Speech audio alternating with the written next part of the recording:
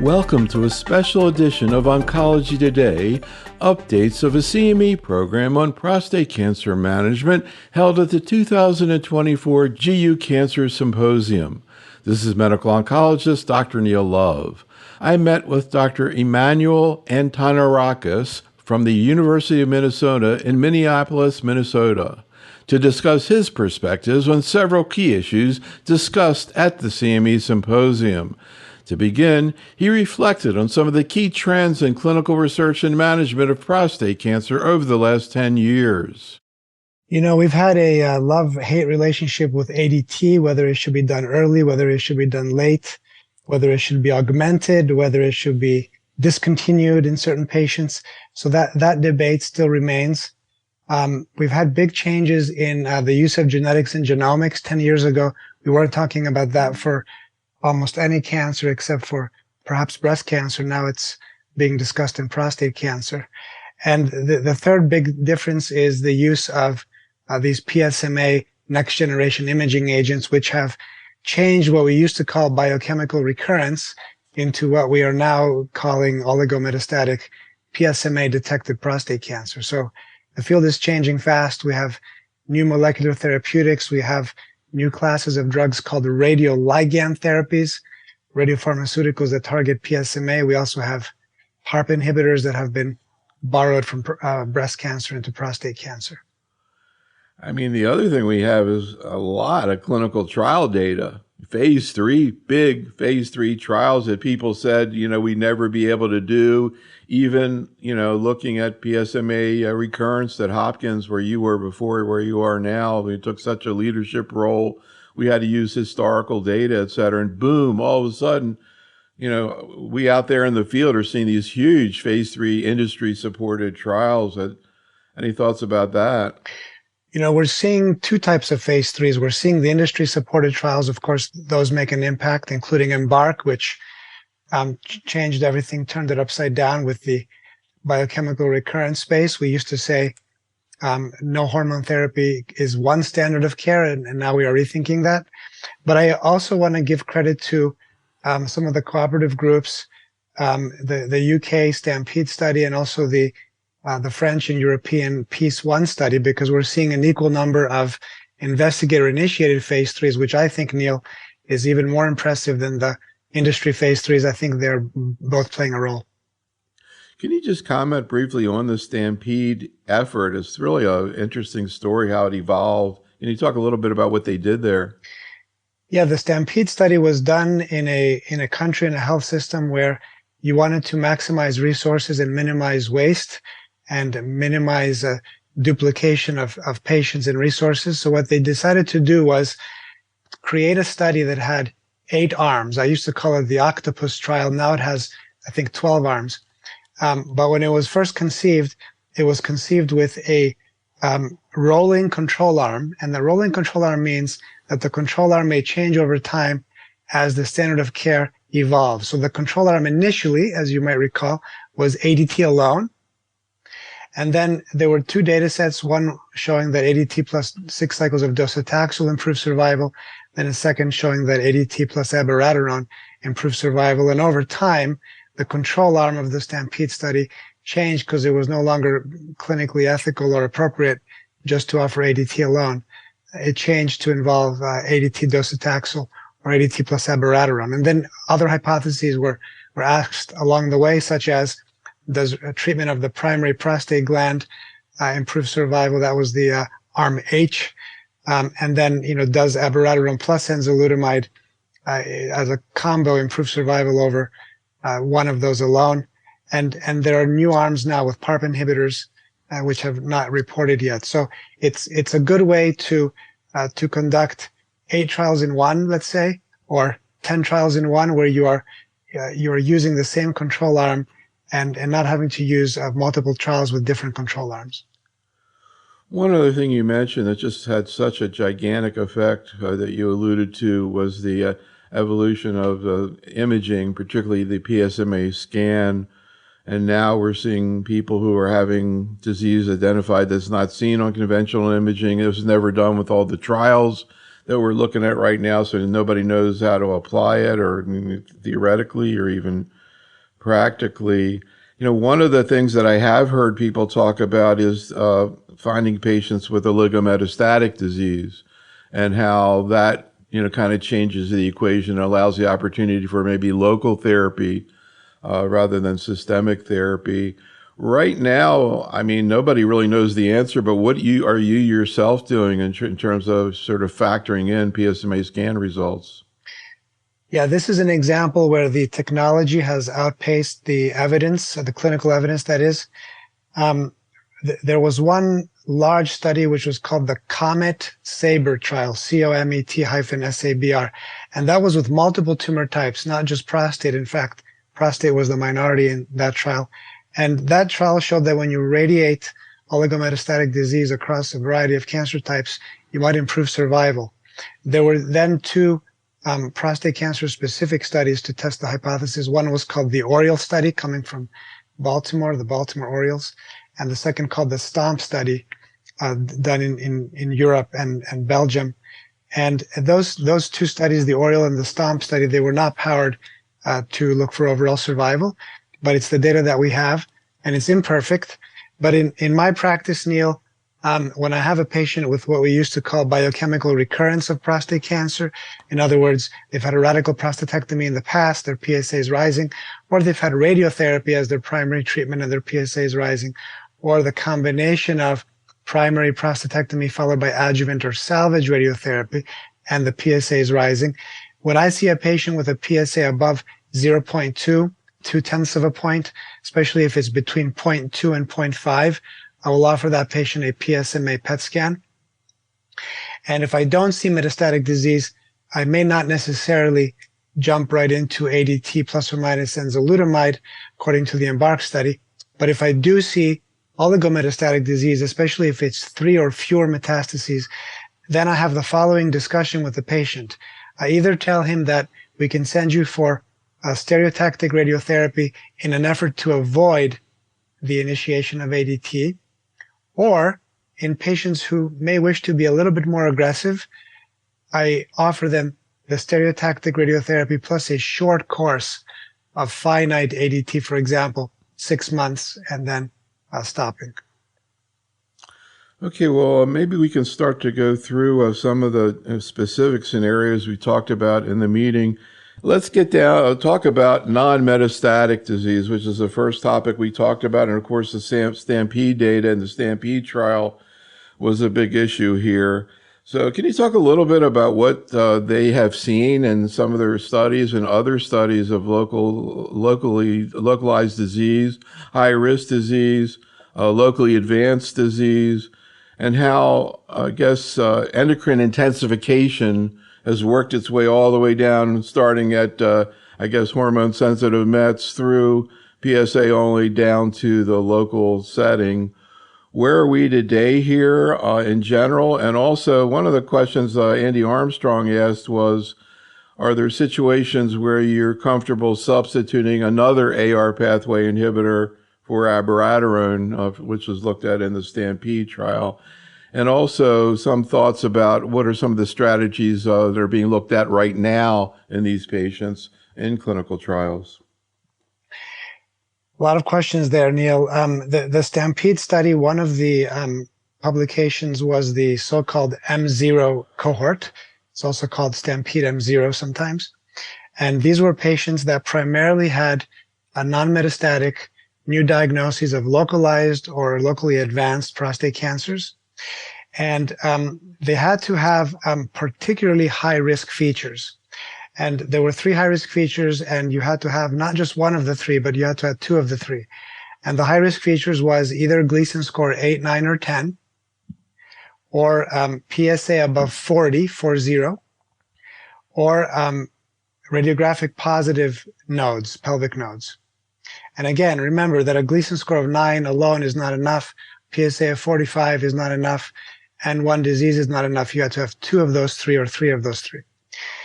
And then those patients were randomized to receive either ADT alone or ADT plus abiraterone. And then there was another sub-study that did not receive much attention, where they got the triplet, ADT plus abiraterone plus enzalutamide. And the abiraterone plus enzalutamide was presented in the same paper as the abiraterone alone, and they did not see a benefit of the triplet versus the doublet. But they did see a very, very clear benefit, not just in metastasis-free survival, which was sort of expected, but the unexpected piece was a benefit in overall survival.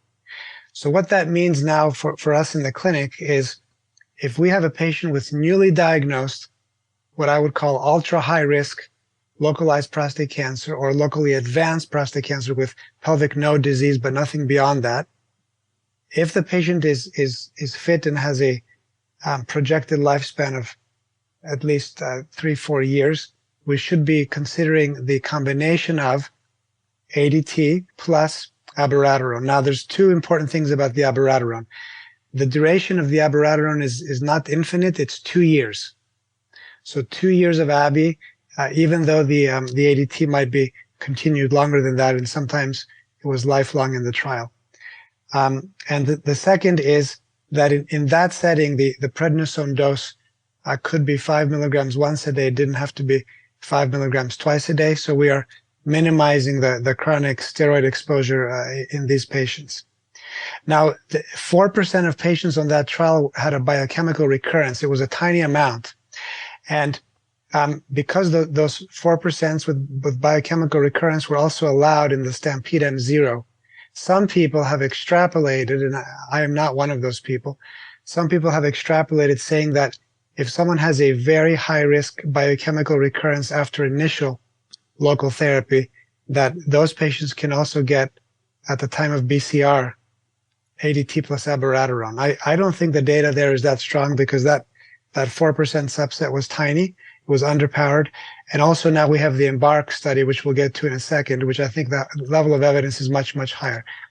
So I typically do not endorse the use of abiraterone plus ADT in the biochemical recurrence setting, Neil, but I do endorse it in patients that have high-risk localized disease with 2 or more of the high-risk features.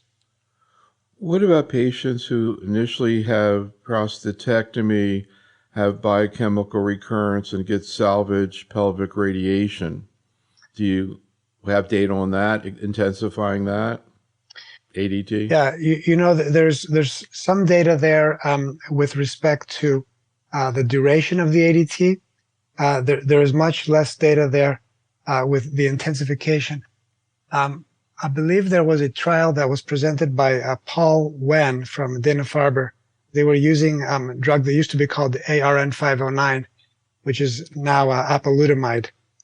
And they looked at 6 months of ADT plus abiraterone plus or minus apalutamide, and they did show an improvement in PSA recurrence-free survival. I do not believe that trial was powered for overall survival. So in general, in the salvage RT setting, most people, including myself, we do believe that there's a role for ADT because we do think that it synergizes, it accentuates the cell killing, the radiotherapy-induced cell killing, and we typically limit that to 6 months. And we like to start that 1 to 2 months before the salvage radiotherapy, and then the salvage radiotherapy itself takes about 7 weeks. So we continue the ADT through the salvage, and then for about 2 months afterwards, and then we stop. Do you sort of buy into the concept, which is pretty similar to the way I think they think it through in breast cancer, that in general, whenever you intensify hormonal therapy of prostate cancer, say beyond ADT, you're going to get an additional benefit? Whether or not you do it or not, or it's justified based on risk-benefit is another question, but theoretically, at least in breast cancer, that's the model that they sort of subscribe to. And then depending upon what the risk is, they may not intensify because it may not be worth it, but still theoretically they believe that the risk of recurrence or disease progression or whatever is going to be lower in general. And that in prostate cancer, kind of the earlier you intensify, the greater impact you see on survival? I think in prostate cancer, the picture is not as clear. And, you know, whenever you give systemic therapy along with adjuvant or salvage therapy, there are 2 hypotheses. One hypothesis is that it will make the adjuvant or salvage radiotherapy more effective.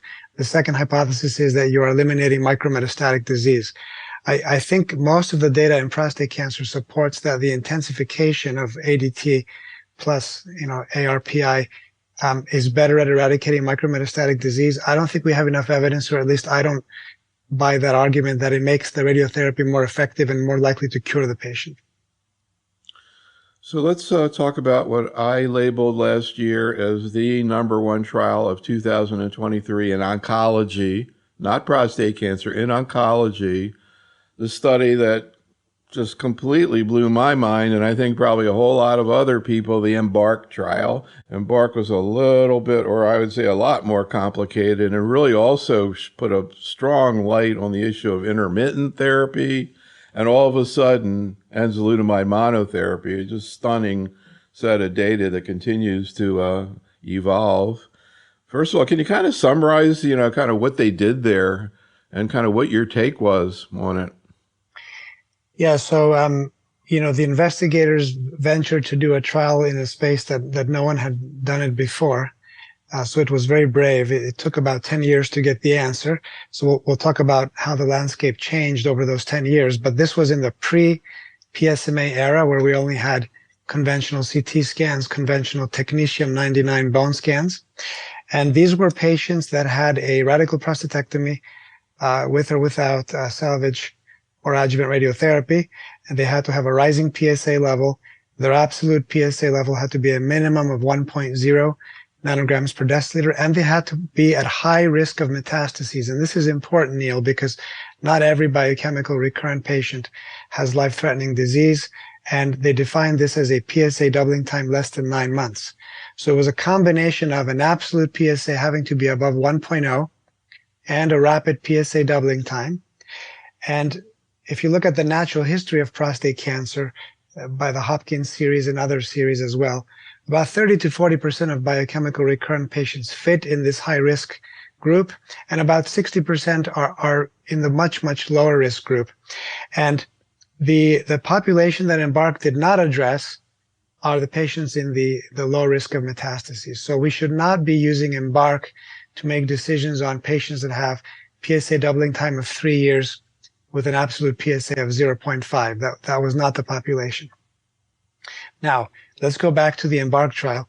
So rapid PSA doubling time, PSA above 1.0, they had to have negative conventional imaging. They did not undergo PSMA scans, negative CT scan, negative bone scan.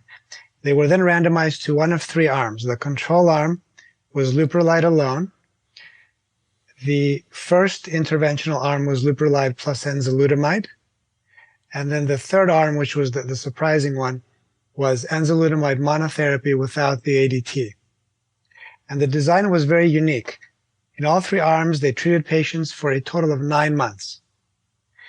After the 9th month, if the PSA level had dropped down to less than 0.2, the patient was given the option of discontinuing the treatment, all systemic treatment. And then patients were monitored for PSA recurrence in that scenario.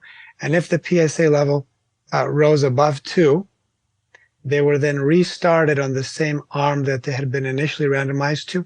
And after restarting, they were not given the chance for a second interruption. They had to then continue permanently. The primary endpoint of the trial was metastasis-free survival. The key secondary endpoint was overall survival.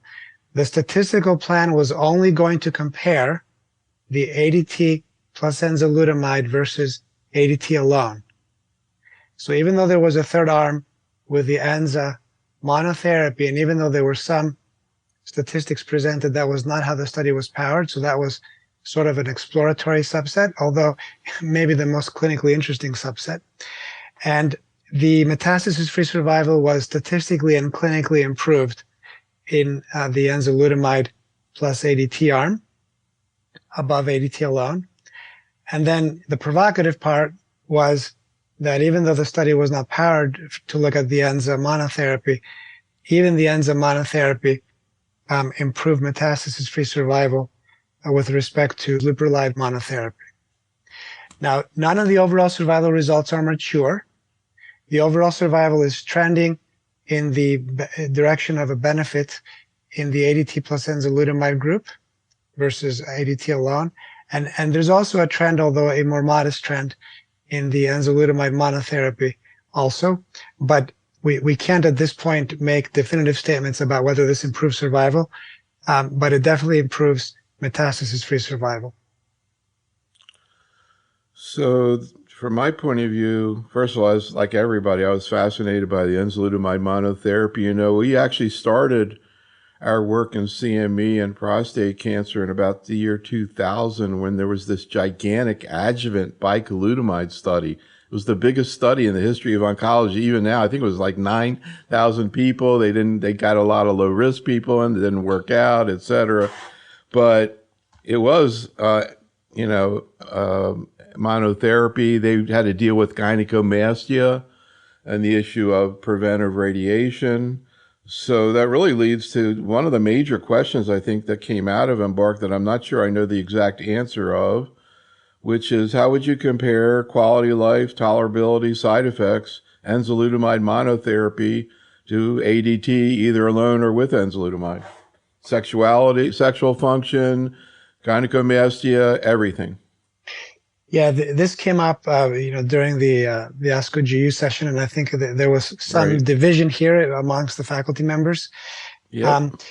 The perception by patients and by many oncologists prior to this study being done was that enzalutamide monotherapy, or bicalutamide monotherapy for that matter, as you mentioned, may preserve erectile function and sexual desire, libido, at the expense of gynecomastia, breast tenderness, and enlargement.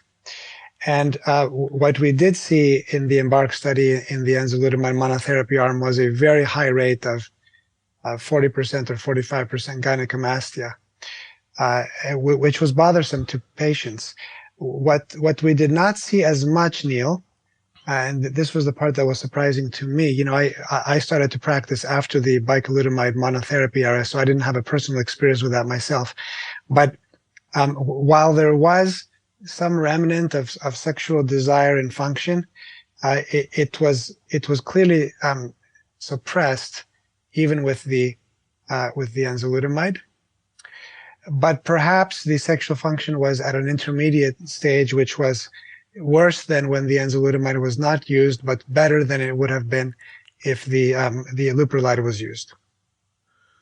So, in a way, sometimes I think about enzalutamide and the similar AR blockers, sort of like tamoxifen. Am I correct in saying the testosterone level actually goes up?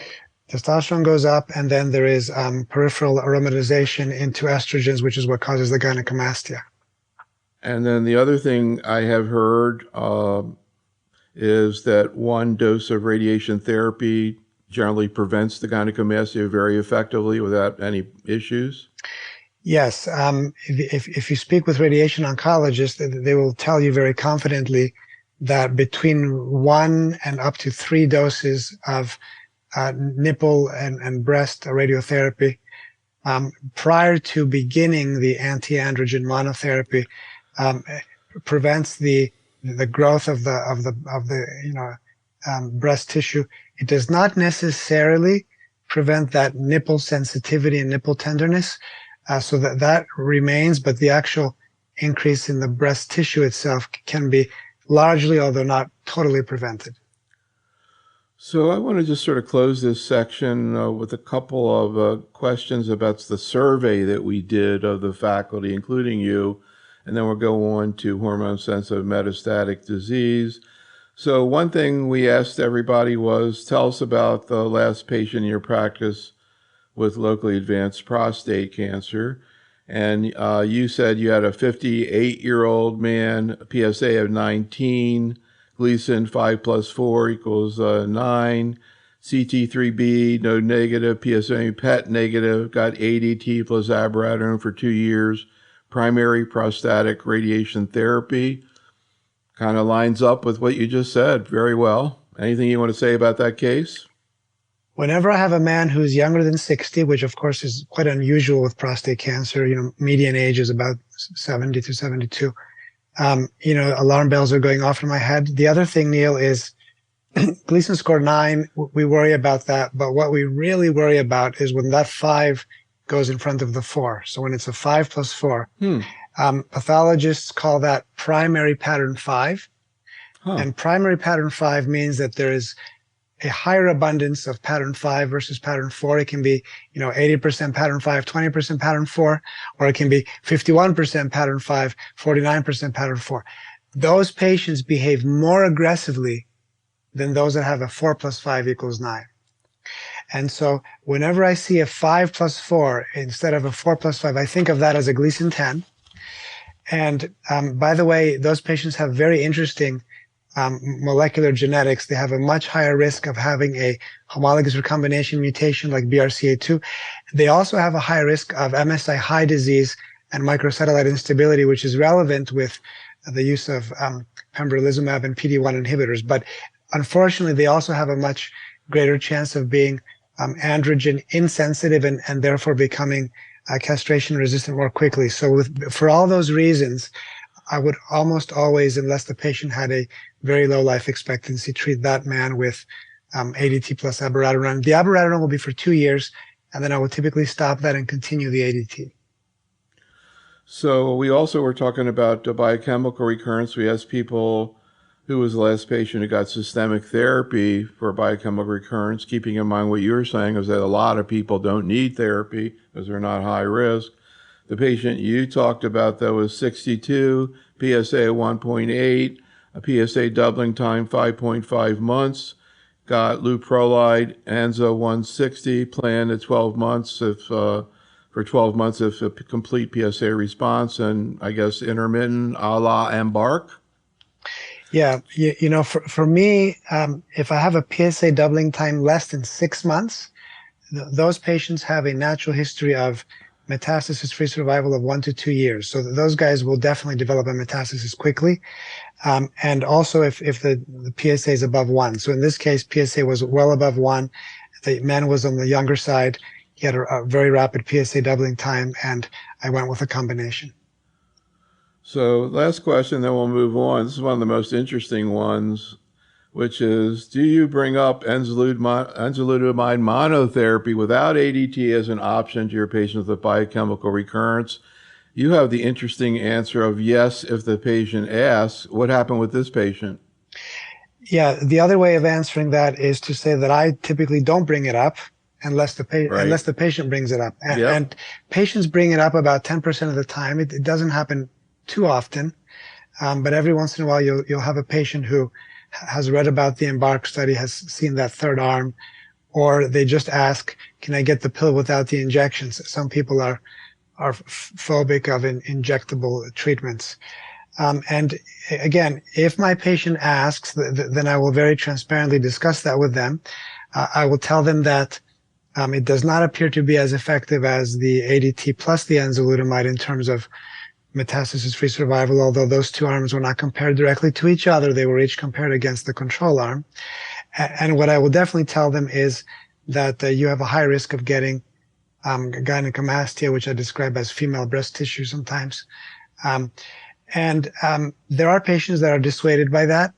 But there are some men, Neil, who are so intent on maintaining their erectile and sexual function that they will want to go with the enzalutamide monotherapy. And I've done it twice, since the Embark study was published, which is not super frequent, but, I have done it. How do those patients do quality of life wise? In one of those two cases, the patient asked me what can be done to mitigate the gynecomastia. I did refer him for the breast radiotherapy, and he actually did very well. He lost some sexual function, but was still able to penetrate and have some degree of erections. He did not get the gynecomastia. The other gentleman, I decided to just treat him, and see what happens. And he did develop the gynecomastia. It took about 6 months for that to kick in. But then between the 6th month and 9th month, it was so bothersome that he actually asked me to add the leuprolide. And ironically, when we added the leuprolide, we were now suppressing LHRH. The gynecomastia stabilized. It did not get better, but it stopped getting worse. So it's interesting that, you're not presenting, at least as an option, a therapy that seems to be I guess you can argue about this, at least as good and probably better than what we've been using the last 20 years, which is ADT. Neil, it's a fair comment, and I love that you're challenging me. If we see a mature overall survival, which should be coming in the next 1 to 2 years, and if the overall survival at the final analysis does show a significant survival benefit with enzyme monotherapy, that for me would tip the balance, and that will be the point where I would actually start actively mentioning that option to patients. One final question, which is, any comments about the Presto phase 3 study with apalutamide? It seems like it's not as mature, but how would you compare it to Embark? And do you see apalutamide kind of entering this space in some point? I don't yet. Presto did not aim to investigate metastasis-free or overall survival. It was really looking at time to subsequent PSA recurrence. So it was a PSA recurrence-free survival primary endpoint. 3 arms in that study as well. And the doublet arm was better than the single in terms of PSA progression-free survival, but the triplet arm was not better than the doublet. Because the trial was not powered for clinically meaningful endpoints like metastasis or survival, I don't think that this will be endorsed by the NCCN guidelines or other guidelines. And I don't think it's practice changing, although it does prove the principle that augmenting the anti-androgen therapy in that setting may be beneficial. One more thing I was just curious about as we're talking about hormonal therapy intensification. And you can imagine what it's like in breast cancer nowadays. I mean, we're spending 2 whole hours on it, just on what's going on in endocrine intensification in a few weeks. And I am seeing a lot of cool things going on in prostate too. It seems to be a little bit earlier. First of all, any comments on CDK and abemaciclib? I saw there was a negative press release out there. Does that mean it's over? Are there other trials out there? What do you think about the degraders and next steps in terms of hormonal therapy of prostate cancer? I think the CDK4/6 inhibitors has been disappointing in prostate cancer. There were a few small phase 2 studies, some of which I participated in, with palbociclib and then ribociclib, and then of course the phase 3s with abemaciclib. The press release was in the metastatic castration-resistant setting, where abemaciclib did not appear to improve outcomes above and beyond abiraterone alone, so it was abiraterone plus or minus abemaciclib. I do believe, Neil, that this story will be closed, the chapter will be closed in prostate cancer. There are a lot of similarities between breast and prostate, and this is probably one of the differences where we don't see an improvement. The androgen receptor remains a very important and powerful target in this disease, despite abiraterone, enzalutamide, and darolutamide. And the greatest evidence of that is that PSA itself, which is a gene that is driven by the androgen receptor, often goes up at the end of life and in patients who have progressed on Abi-Enza and darolutamide. So we know that the AR itself remains active. And there are some ways to try to block it. One is to degrade the androgen receptor protein with these so-called proteolytic chimeras, also called PROTACs. Dan Petrolak has been involved in one of those, and they are moving into phase 2 and phase 3 studies shortly, based on some preliminary activity in phase 2. And then there's another approach, which is a drug that's called ODM-208, which is a drug that inhibits the adrenal enzyme called cytochrome P11, CYP11. Not to be confused with CYP17, which is a target of abiraterone. CYP11 is a much more proximal upstream enzyme that converts cholesterol, which is the very, very first building block of all the steroid hormones, including the androgens and the estrogens, cholesterol to pregnenolone.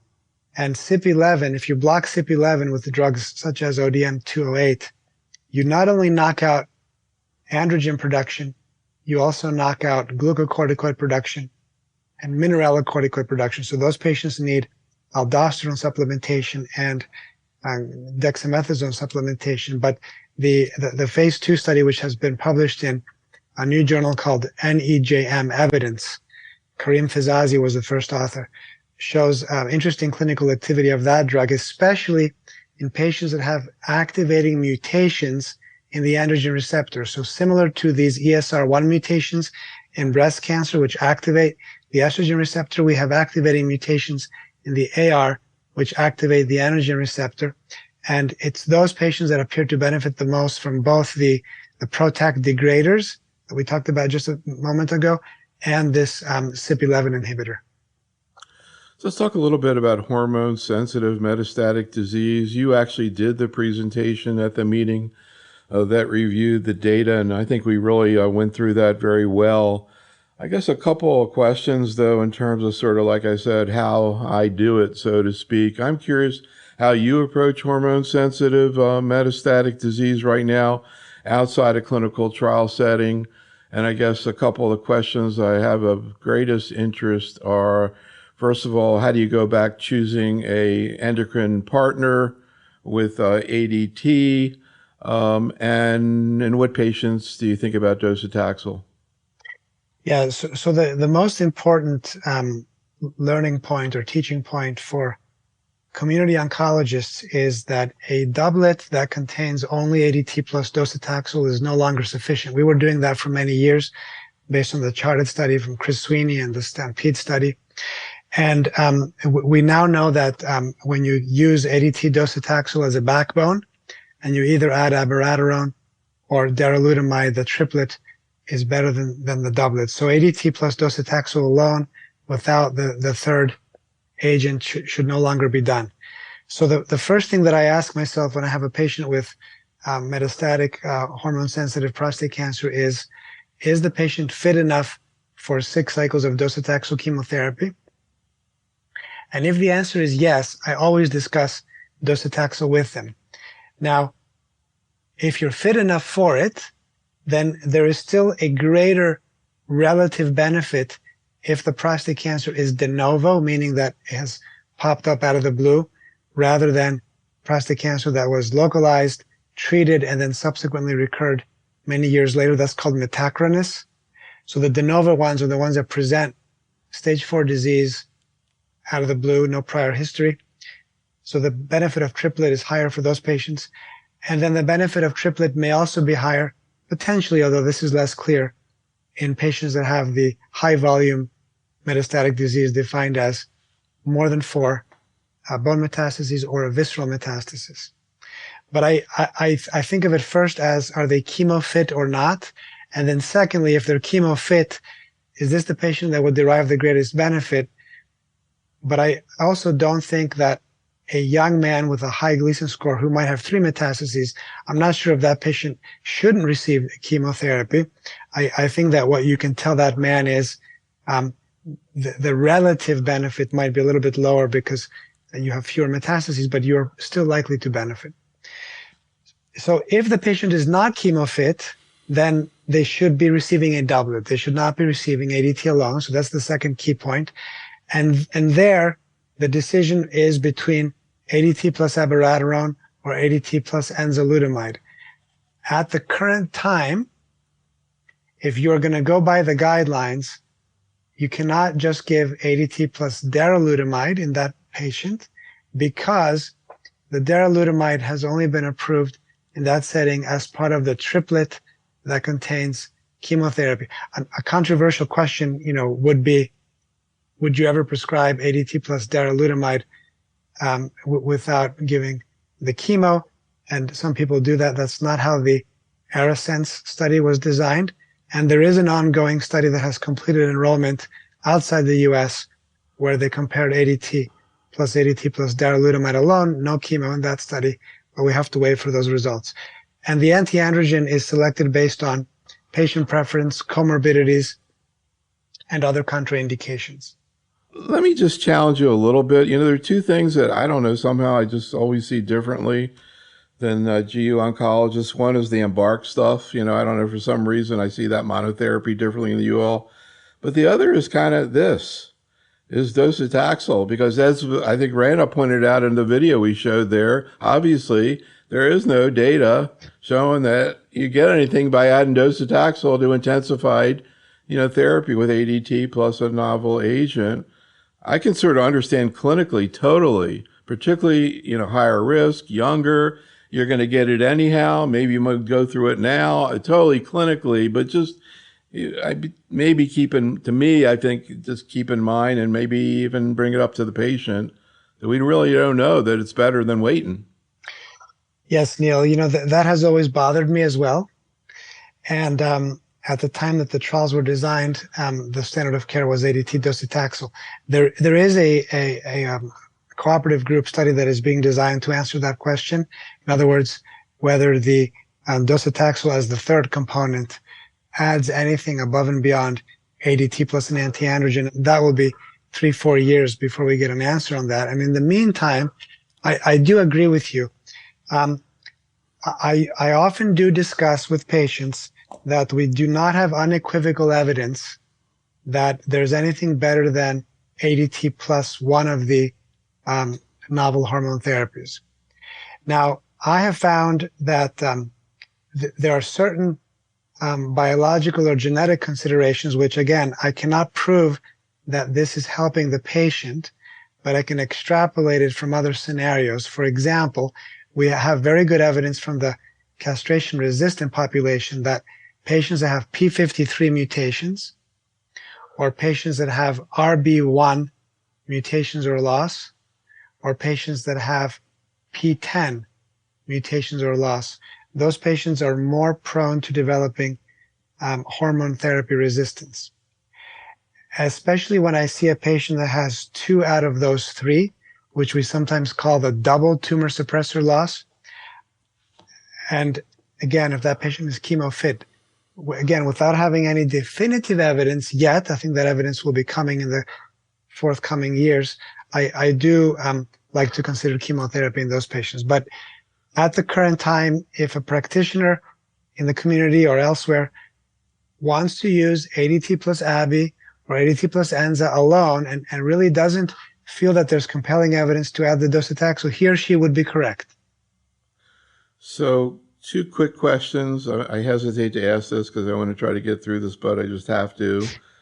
One is, with the existence of PSA, is there any potential role of cell-free DNA in prostate cancer? And the other question is, have any ADCs to PSMA been done? The cell-free DNA is used in prostate cancer. It's not used to track minimal residual disease in the same way that it is in other cancers. It is used to genomically characterize the cancer when a bone biopsy is not feasible. So the antibody-drug conjugate story has been a bit disappointing so far because of the toxicity of the payloads. And Right. A few years ago, we did a number of PSMA targeting antibody-drug conjugates. They caused peripheral neuropathies and myopathies. I had one patient, Neil, who became wheelchair-bound. It never returned. Now, there is a new target where the ADCs appear to be effective and less toxic, and it's B7H3. And there are a bunch of B7H3 antibody-drug conjugates in metastatic prostate cancer, one of which I've worked with extensively. And we are seeing, PSA response rates in the 50% level, objective response rates in the 25% level, with acceptable, although not perfect, toxicity. And I think that will be the future for ADCs, in my opinion, B7H3 targeting ADC rather than PSMA ADCs. All right, let's talk about PARP inhibitors, certainly an area you've been very, very involved with. And maybe just to comment a little bit on where we are today in terms of genomic evaluation of patients, when they should be evaluated, how they should be evaluated, and how you take that information and bring it into clinical decision making. So there's 2 aspects with genomics. One is the germline inherited risk, and the second is the tumor genomics, which we sometimes call the somatic DNA.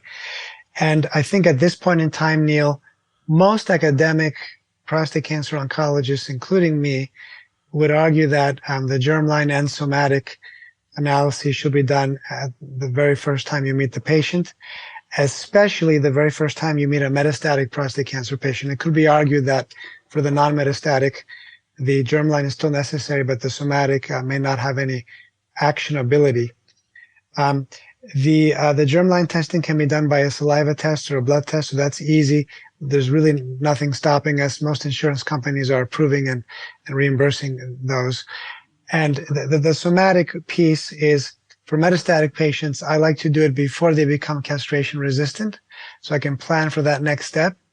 If I wait until they're castration resistant and then I get a castration resistant biopsy to look for the BRCA2, I feel like I'm losing some time, because again, that's the scenario where the combination of PARP inhibitor plus ARSI could be utilized, or PARP inhibitor alone. And I'd like to know that while they're still in the hormone sensitive state, so I can deploy that more quickly and nimbly as soon as they become CRPC. So actually, when you mentioned BRCA, it sort of triggered something in me that I heard from Andy Armstrong when I was working with him to prepare for the meeting, which surprised me and almost kind of shocked me, which was he said, and I had not heard, I knew that BRCA2 is much more common in prostate cancer, but what he was saying was that you hardly ever see BRCA1, and when he sees BRCA1, he checks it to make sure it's right, and that it's really all about BRCA2. It's not, I mean, breast and ovary and all, they're pretty similar, but is that right? Is it really pretty much all about BRCA2? It's pretty much right. So there's two interesting things about that, and I don't want to get too off topic. In every other cancer that you mentioned, breast, ovarian, even pancreatic, it's a 50-50 split between BRCA1 and BRCA2. In prostate cancer, it's like a 9-to-1 ratio, where it's 9 times more common to have BRCA2 than BRCA1.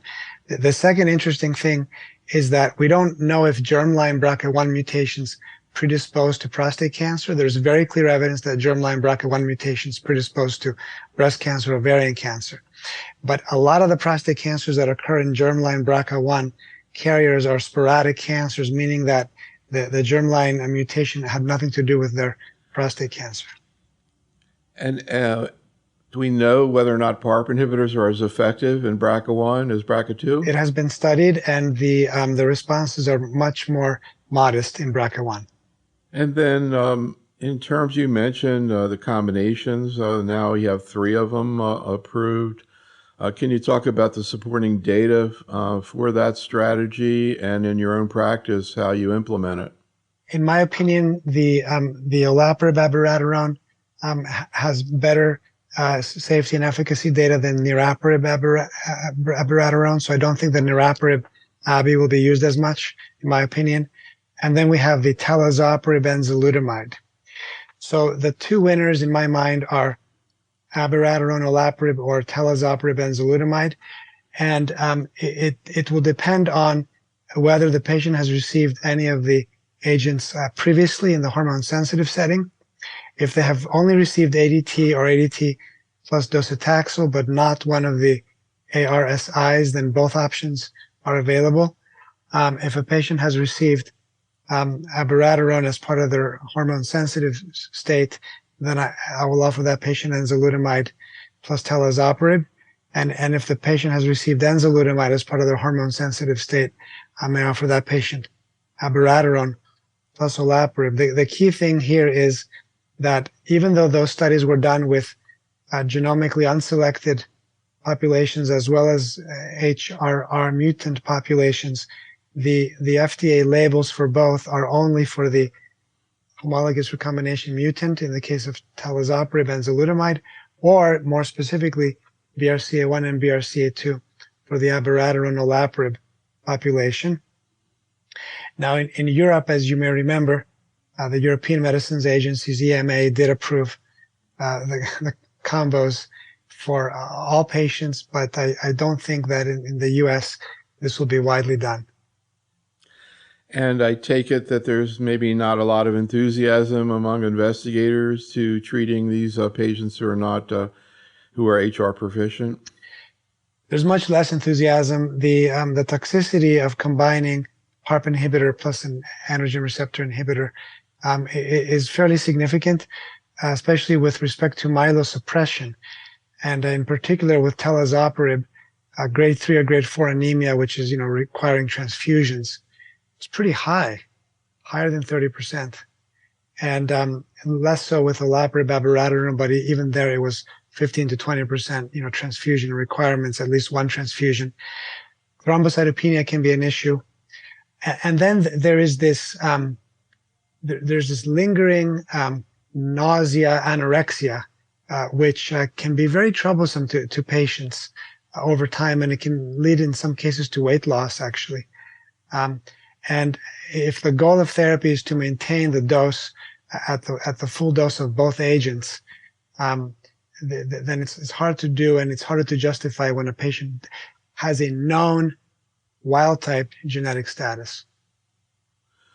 So, one thing I've been curious about with PARP inhibitors in prostate cancer ever since I first started hearing about it is what the cytopenias would look like, because of the fact that these patients a lot of times have a lot of bone disease. And initially I was hearing, maybe it's not that much different than what you see in, for example, breast or ovary. It kind of sounds like now the way you're describing a little bit more cytopenias than what you see in these other situations. And how do you deal with that? One of the things we see in these other cancers is maybe not enough attention on dose reduction. How do you incorporate dose reduction in the management of these patients? Yes, so one aspect is that prostate cancer is a bone tropic disease, and the bone marrow is the cause of the cytopenias for many of these patients before they get treatment with a PARP inhibitor. In the older days, 2 years ago, 3 years ago, we often would delay a PARP inhibitor until after a taxane as well. So they had two reasons for cytopenias. One is the bone marrow itself having cancer in it. The second is they had received one or more prior chemotherapies. But there's also, in my mind, an exacerbation of cytopenias when you combine, and I don't know what the mechanism is, when you combine a PARP inhibitor plus an AR signaling inhibitor. It's not a doubling, but it's a slight numerical increase. So there is something about the synergy of those two agents that does increase at least anemia in my experience. What I like to do, Neil, is I like to reduce the dose and try to continue it rather than to interrupt and then go back to the same level. So if I'm prescribing olaparib, for example, either by itself or with abiraterone, I start with the 300 milligram BID dose, the full dose. And then if I see a grade 2 or a grade 3 anemia, for example, especially if the patient requires a transfusion, I like to reduce to 250 BID or 200 BID rather than stop for 2 weeks and then restart at the full dose, because if we do that, cytopenia returns. Let's talk about radionuclide therapy and radiopharmaceuticals. Can you talk a little bit, first of all, about how you think through the use of lutetium in your practice now, even compared to, say, a year ago, and what the data is that you think about when you consider this drug and how you utilize it in your practice? Yeah, so the VISION trial was the one that Oliver ran and was published in the New England Journal and led to the FDA approval of lutetium-177 PSMA. In that trial, patients in the control arm received what was called best supportive care, and best supportive care allowed anti-androgens like going to the alternative ABI or ANZA, but it did not allow chemotherapy such as cabazitaxel. And that was always considered problematic in the US, because cabazitaxel would have been a treatment option for patients that have progressed after one hormone therapy and one chemotherapy. Now, there was an Australian study which compared lutetium PSMA to cabazitaxel. And that study showed a progression-free survival advantage of lutetium PSMA and then an equivalence in overall survival. So with that data in mind, and then the VISION trial also in mind, it can guide us for how we can use lutetium. So in my current practice, day-to-day practice, let's say February 2024, what I do is it's not possible to offer this to patients that have not received any taxane chemotherapy in any setting. It's not reimbursed in the pre-taxane situation. So they have to have received one or more than one novel hormone therapies and at least one taxane chemotherapy that could have been in the hormone sensitive or the castration-resistant setting. And then I do a PSMA PET scan. And what I'm looking for, Neil, is I'm looking for a lot, abundant and high uptake PSMA expression. So both abundant and high uptake. And then I'm looking for the absence of visceral metastases that are not producing PSMA. And in particular, what we have learned from our experience, including myself, is if you have liver metastases, which are PSMA negative, and you have 10 really hot PSMA positive bone metastases, that patient is probably not ideal for lutetium PSMA because, yes, while the bone metastases could be controlled, the liver metastases will explode. And that's one thing that has changed for me as I've gained more experience with this. Initially, I was so infatuated by the option that any patient who had even the slightest degree of PSMA uptake, no matter how much PSA negative disease they had, I would recommend it. And now I'm a little bit more careful. I like to see either predominant or exclusive PSMA positive disease with the absence of PSMA negative disease. And also, there are some cases, Neil, where there is no visceral disease, it's only bone disease, but the PSMA uptake is very faint. You might have an SUV value of 3 or 4 or 5 rather than 50. So that means a much lower uptake. And for those patients, I also hesitate, and I will discuss with them the alternative, which is cabazitaxel. And of course, we should not forget about radium-223. So if I have a patient with bone only or bone predominant disease and the PSMA uptake is lukewarm or faint, then I may recommend radium-223 for that patient. Any comment on the prevention or management of xerostomia with lutetium? I have not found any effective prevention strategies. So some people have talked about, icing the salivary glands during the treatment. I have not personally found through my patients' experiences that this has helped. There are, of course, salivary supplements, just drinking more water more often, brushing teeth more often, sucking on candy, lemon drops, mints, spicy things that produce saliva. Those behavioral things I think are more important than any pharmacological or icing of the salivary glands in my experience.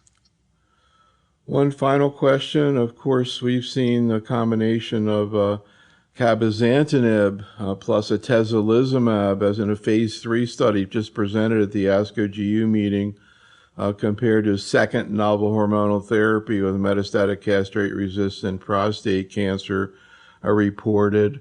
And they are reporting an improvement in PFS, hazard rate of 0.65. Any thoughts about this data? I guess the survival hazard is, premature, but 0.79 at this point. Any thoughts about this combination? The phase 2 study that led up to this was compelling, and I think it justified a phase 3. There's an unequivocal progression-free survival benefit. I don't think anybody would contest that. The thing that is contested, including by me, is that we had a study called the COMET-1 trial. Matthew Smith was the PI, published in JCO. COMET-1 trial, post-AR therapy, post-chemotherapy, cabozantinib alone versus placebo. Cabozantinib had a clinically significant and a statistically significant PFS benefit without an OS benefit that was not sufficient to get cabozantinib approved. And here we're seeing a PFS benefit also to the same degree in terms of the hazard ratio. So the question in everyone's minds and lips at the ASCO GU meeting was, is the atezolizumab adding anything? And I spoke to many investigators at the meeting, and they shared my sentiment, which is that I'm not convinced myself that the atezo is adding anything. Having said that, I reserve the right to change my mind if the overall survival is positive.